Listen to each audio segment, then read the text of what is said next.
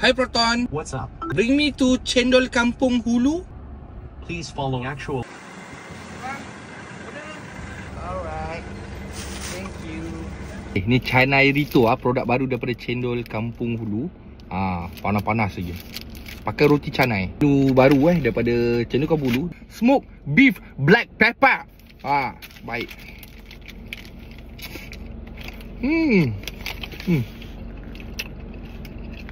Sebenarnya lapar. Nampak Chendol Kampung Hulu ni drive thru. Layan. Panas-panas kita kena ni. Produk baru juga daripada Chendol Kampung Hulu. Tofu bing. Tofu bing. Ais krim, tofu fa, gedi-gedi.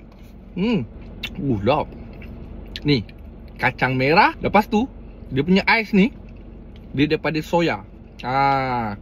Ais soya shave. Macam tu Ais soya tu dia jadi air ais, lepas tu dia shave. Dia jadi macam ni. Panas-panas ni kena memang jadi.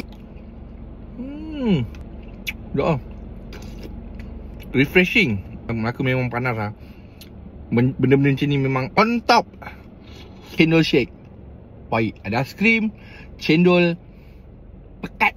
Kalau siapa tahu pasal Chendol Kampung Hulu, ini kena try chendol shake. Ni baru RM6.50 satu cup macam ni. Korang boleh tengok betapa pekat, betapa likatnya chendol shake ni. Santan yang sebenar, tak cair. Ais dia bukan ais kosong tu tau. Dia guna ais santan.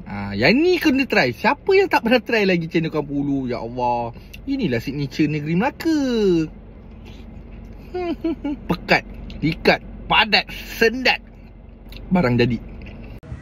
Chendol Kampung Hulu yang kalau nak makan kat sini boleh datang dekat Makan Avenue ni. Belah belakang ni ada dia punya counter booth. Untuk yang drive thru tu betul-betul dekat sini je. Siap ada view Sungai Melaka. Nanti nampak abut lalu lalang, nampak Bandar Melaka. Dia dekat sini je, betul-betul kat sini. Drive thru je, lalu sini, lepas tu boleh keluar kat sana.